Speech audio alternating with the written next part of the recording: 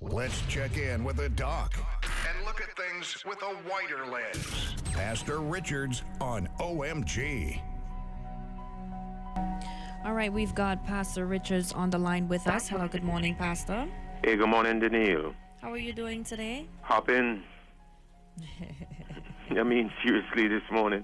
And I normally get in the office very early, but it seems like I've done a day's work already. Wow. This morning. That's amazing. Lots of calls, even, dealing with other things that crop up. And it's part of a day. So I heard the early part of discussions on the radio, kept my tune-in radio on as best as I can, but for some reason today was not one of those days when I was going to get much of what you guys were saying. That's okay. I know the topic was, what was the topic? Deal with discrimination or something like that?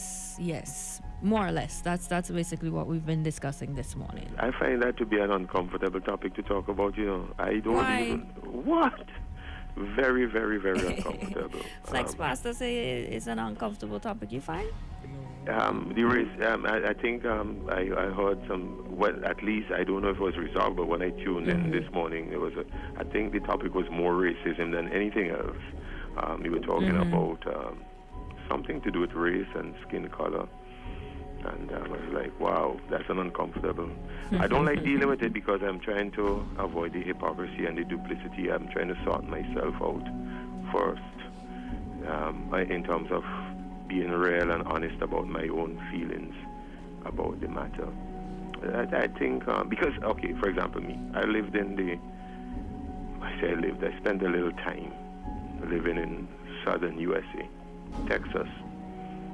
But, have friends and connections in other places in the South. But I find that,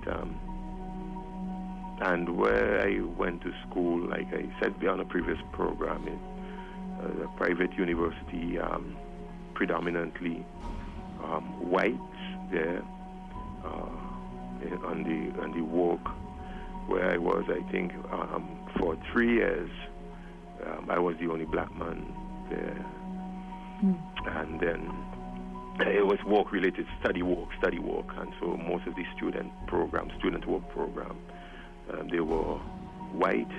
I got along really well with them.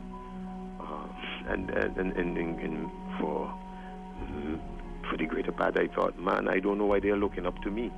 But they seemed like they had this high level of respect and looked up to me. Even in sometimes decision making and stuff like that, they would look to what do I think. So I had good experiences. The people out in the where I eventually became interim pastor. It was out in the rural Texas. I'm going to say that again so you could think home. It was rural Texas. Everyone white. Everyone white. But they looked to me with enough respect and everything. I was in their homes. We would go everywhere together, do things together, there for their children at critical points, for their funerals or for whatever. I was there. So I found that, I found that there was a very, very high level of respect that was accorded to me. Even my friends now, I have a lot of friends in Cartersville, which is an area just north of Atlanta. Quite a lot of friends there, and predominantly white. A number of them are black, but predominantly white. But again, the same that happened with Texas happened there. So when we come to talk about racism, I kind of try to figure, I'm not saying that it is not real, but I think the whole term and how we use it is an oversimplification. I mean it, I really mean it. So you all follow with me, huh? We throw the term racism out there, but even when we accuse someone of racism, they are going to tell you point blank, not because they are in denial, but truth is, racism is an imposed, for not for all, but for many, it's an imposed label. And sometimes the one who are accusing one of racism, they themselves have to stop and examine whether or not they are racist. Because you accuse, if you were to accuse any of my friends, for example, of being racist, they will tell you point blank, absolutely not. Beyond a shadow of a doubt, they are not racist. They will vehemently argue and deny and contend that point as to whether they are racist. And that's because I don't think we bat the term around, but I don't think we understand the entire nexus, and we don't understand the entire core of what the thing is. And that's why I said racism is an oversimplification.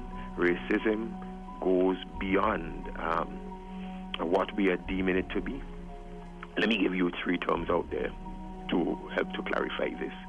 I'm going to use the term stereotyping, I'm going to use the term prejudice, and I'm going to use the term discrimination. Stereotyping meaning we have beliefs about the people we stereotype, and it does not have to be based on skin color. People have stereotypes about women. People have stereotypes about left-handed people, for example. You could have stereotypes about people who are from China, which leads to xenophobia. So you have what you believe about people, and these are socially conditioned. Follow me, because the reason I'm going into this morning is that a lot of people are talking about racism without a proper understanding. So just bear with me, please, bear with me. Stereotype is different from prejudice, of course. Stereotype is cognitive, what you believe, how you are thinking, all right? But how you think affects how you feel. Please, how you think and what you think about someone will affect how you feel about them. For example, we have Caribs who are north of the Jai River, all right? And if we have a particular stereotypical thinking, like I saw that came out recently when there was something posted about, well, the jackpot was won in Carib country, and up to now nobody has come forward. And then I saw some comments. I'm like, wow, this is so embodying the kind of stereotypes that we have caricatured the Carib people with. So how we think about the Carib people, how we think, the cognitive affects the affective, how we feel, and that's prejudice, how we feel, whether it's on the basis of skin color or it's on the basis of political tribe. I almost said political party, but parties have been evolved or devolved, whichever word you use, into my tribe versus your tribe, and so there is this tribal instinct, and sometimes people feel a particular way towards, let us say, for instance, Vincent, those who line up with the ULP. Okay, there's a vehemence against once they discover that you are ULP, there's a way that they think and feel, cognitive and affective. Same way, when you discover that somebody is NDP, there's a way that you think and feel about people who are NDP, cognitive and affective.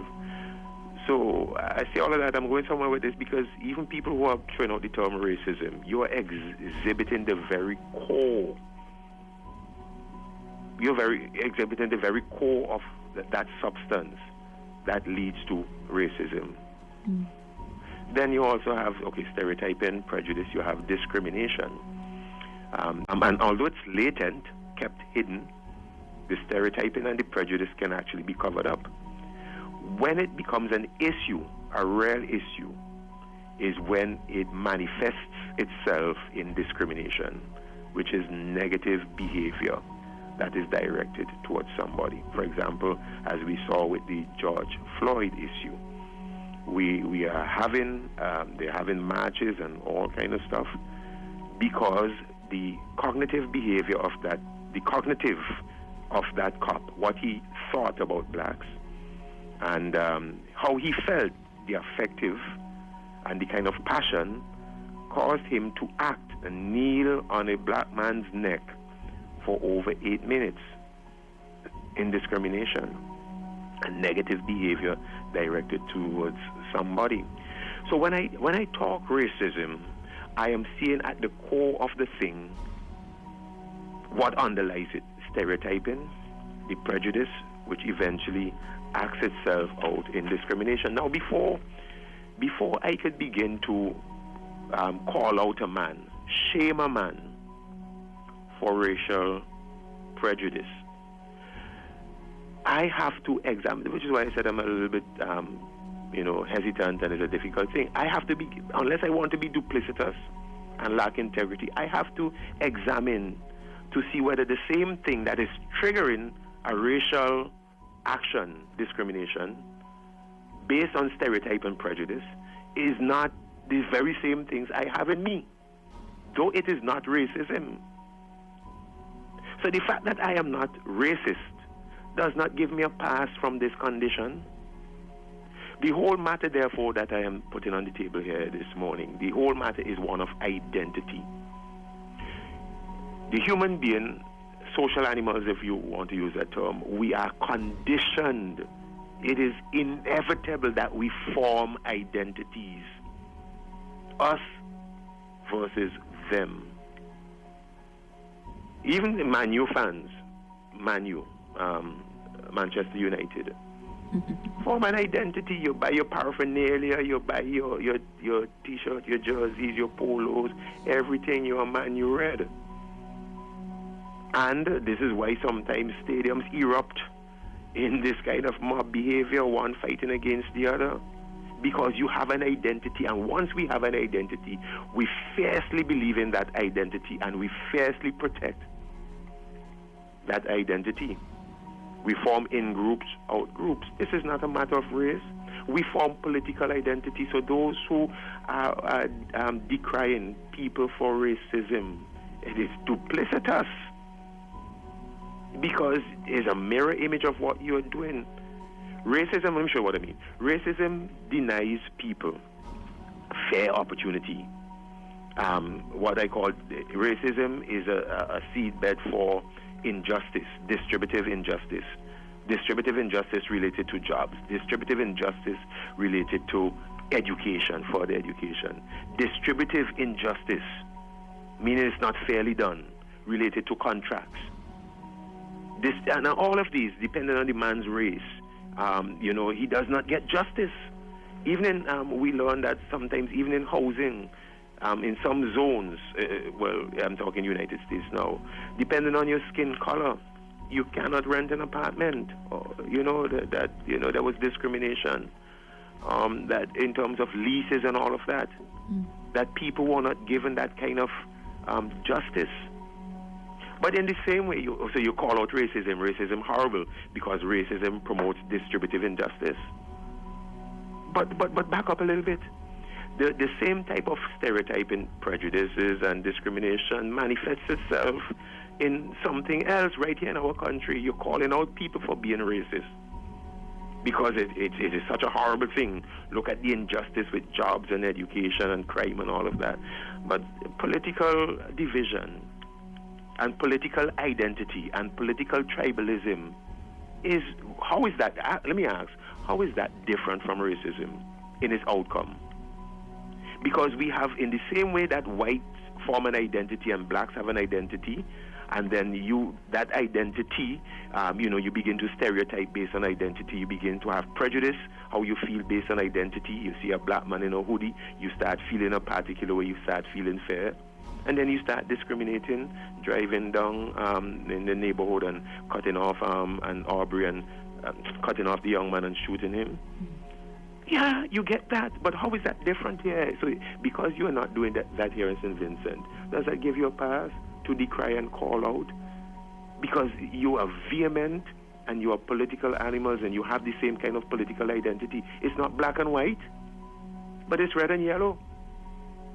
And that's racist. Well, if you're going to say the black and white issue, the color issue is racism, I ask you, what do you say about the red and yellow issue? You have to be fair. Don't you think it's hypocritical to cry out when one color, white, is seemingly imposing certain injustices on another color, black? That's horrible. But if one color, red or yellow, is imposing injustices on another color, red or yellow, that's okay. That is okay. Injustices related to jobs and injustices related to education and contracts and leases and power and access to power, and I could go on and on, all of that. The problem is identity. As human and social animals, we form identities, and we have this exogenous, endogenous kind of thing. Those that are created and evolve within the group, endogenous, and those that are created and evolving outside of the group, exogenous.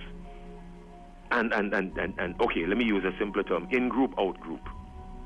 And we are favorable towards those who have been shaped, socialized to be part of the in-group, inbred, in-group. Because they have the same mindset, we sing from the same song sheet, we have the same way of thinking, we do things the same way, we have the same philosophy, all of that. So anybody else outside of that tribe, now we are not as welcoming and we are not as open to them, because they're not a part of our identity, they're different from us. And I dare anyone, Daniel, I dare anyone to tell me they don't struggle with this issue. I mean, you might not struggle with racism, but you might struggle with classism. You're a different social class. You might struggle with xenophobia. One of the things that I've watched here in St. Vincent, and this one gets to me, this one really gets to me. Our African brothers and sisters. As we take that eastward gaze and look towards, because we have this embracing northward gaze.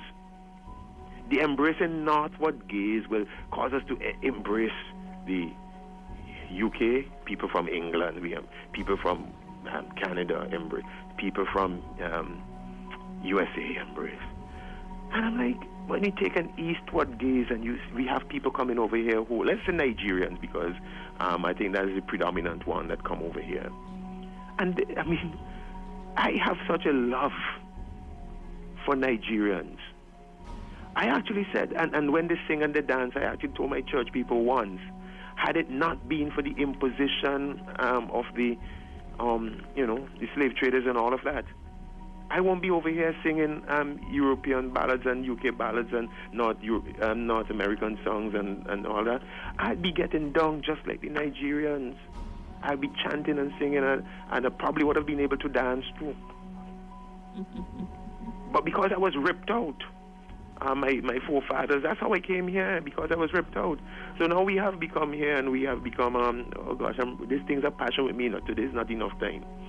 I'm running out of time. But because I have come here, and we have come here, and we have established ourselves according to this Western standards and stuff like that.